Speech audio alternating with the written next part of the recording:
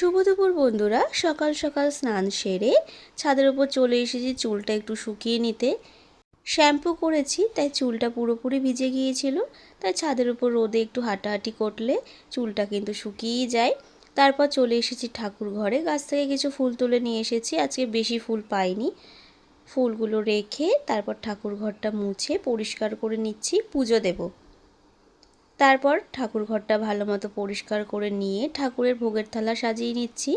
আজকের ভোগে দিয়েছি চিড়ে, মুরগি আর মিছরি, তোমরা দেখে নাও। ধূপ প্রদীপ জ্বালিয়ে মায়ের পুজোটা আমি করে নিচ্ছি।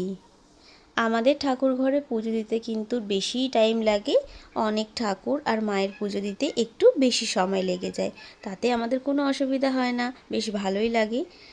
আর আমাদের সোনামাকে তোমরা দর্শন করে নাও। আর দেখো মাকে কতটা মিষ্টি দেখতে লাগছে, আমাদের মা কিন্তু খুব সুন্দর। তো তোমরা আমাদের পুরো ঠাকুরঘরটা দর্শন করে নাও। আর তারপর রান্নাঘরে চলে এসেছি চিকেন রান্না করতে।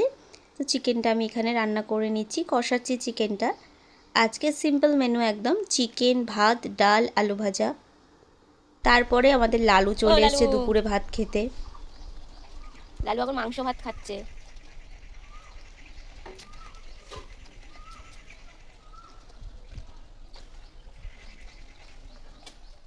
তারপর বিকেলের দিকে আমি, বাবা আর মা বেরিয়েছিলাম। মায়ের শরীরটা খারাপ ছিল তাই ডাক্তার দেখাতে বেরিয়েছিলাম। তো আজকের ভিডিওটা এইটুকুই। কেমন লাগলো তোমাদের অবশ্যই কমেন্ট করে জানিও।